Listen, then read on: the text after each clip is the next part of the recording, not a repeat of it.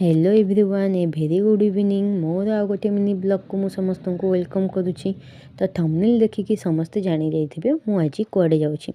जेहेतु आज मार्गशीर मास गुरुवार तो इच्छा है टिके माँ कटक चंडी को दर्शन करने आउ सब बेले तो ड्रेस पिंधुची भाविली मंदिर को टिके साड़ी पिंधिकी जी तो साड़ी पिंधिकी एबे रेडी हो सारी आउ जेहेतु संध्या समय होता घरे आगे संध्या देदेली।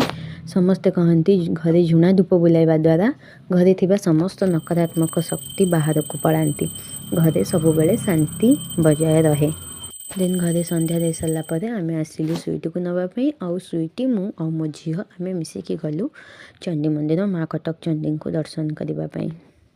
माँ को डोरी न लगिले तो केबे भी कहीं देखा करने को जापारे ना तो बोध हुए आज मत माँ को डोरी लगिला आ मोर एमती हठात कि इच्छा होता मो माँ को दर्शन करने को जीवी बोली तो सेमिति मोर आगुरी किसी प्लानिंग नाला मुझा मो निज एक्सपीरियंस कहूँ केवल माँ नुहति सबू ठाकुर जदि आपण को डोरी न लगे ताल आपंकर जिते इच्छा थे भी कहीं से दर्शन करने को जापारे ना। ये आम मंदिर में पहुँची माँ को दर्शन कलु आ मो झील ये दीप जलिला माँ लो मो झील को सद्बुद्धि दियो से बहुत आग को जाऊ आउ समस्त को सुख शांति रख मु तुम पाखे एतिकी ही प्रार्थना करुच्छी। तो आम ये माँ को दर्शन कर सारापर मो झील देखूँ ये दक्षिणा देउछि से केबे भी बिना दक्षिणा देकी को मंदिर फेरेनी।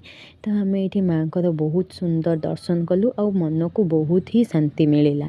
ये आम समस्ते माँ को दर्शन कर सारापर एबे आम घर को फेरुछु। जदि मोर भिडियोटी भल लगी लाइक कमेंट शेयर करेंगे आउ हाँ सब्सक्राइब करने को बिल्कुल भूलें। रही जय जगन्नाथ।